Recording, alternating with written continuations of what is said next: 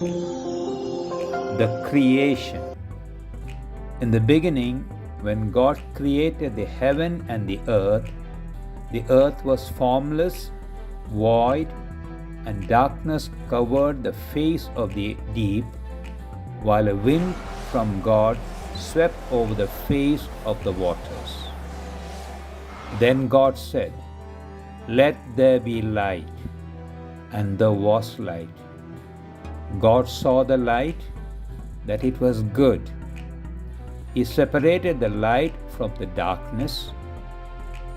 God called the light day, and darkness He called night.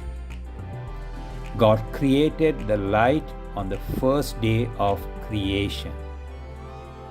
On the second day of creation, God said, "Let there be a dome above the waters," and there was a dome.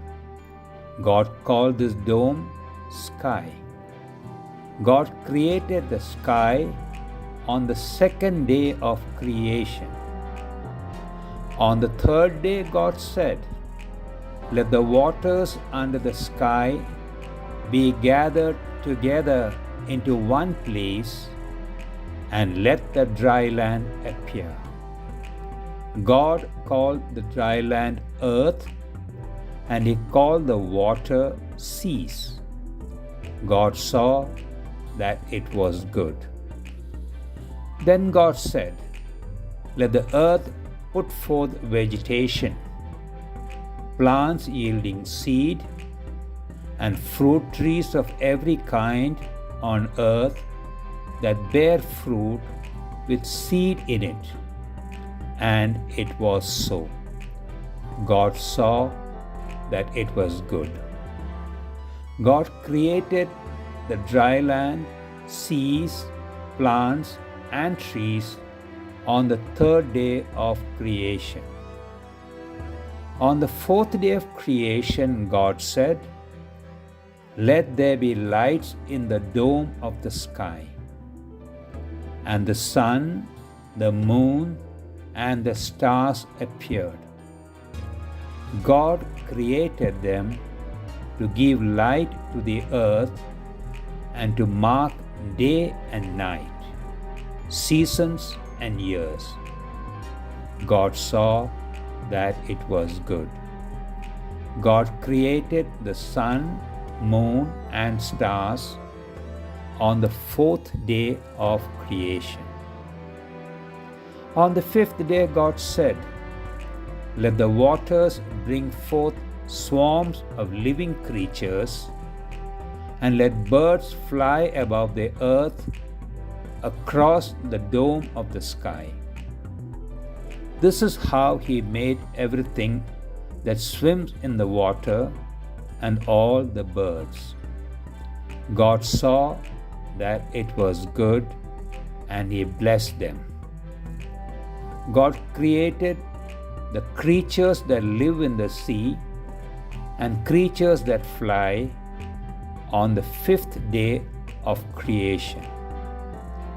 On the sixth day of creation, God said, "Let the earth bring forth living creatures of every kind."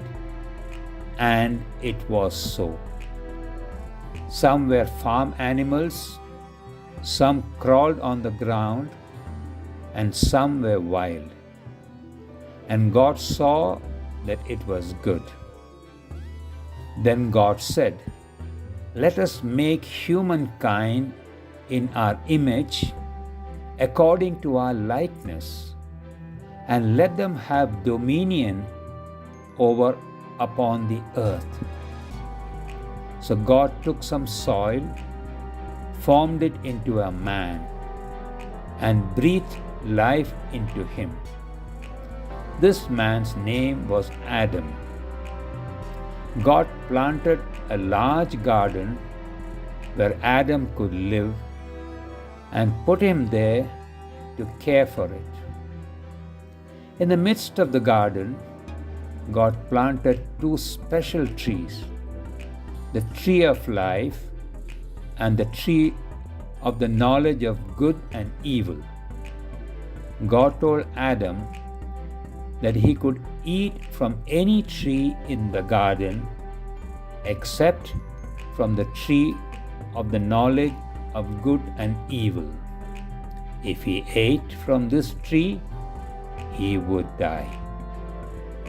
Then God said, "It is not good that man should be alone. I will make him a helper as his partner." So God made Adam fall into a deep sleep. Then God took one of Adam's ribs and made it into a woman and brought her to him. When Adam saw her, he said, "This at last is bone of my bones and flesh of my flesh. This one shall be called woman, for out of man this one was taken." Therefore, man clings to his wife, and they become one flesh. God made man and woman in his own image. He blessed them and told them, "Be fruitful and multiply and fill the earth and subdue it." And God saw that everything he had made was very good, and he was very pleased with all of it. God created the animals that live on the land, and finally human beings on the sixth day of creation. When the seventh day came, God had finished all the work that he had been doing. He blessed the seventh day and hallowed it, because on it God rested from all the work. This is how God created the universe and everything in it.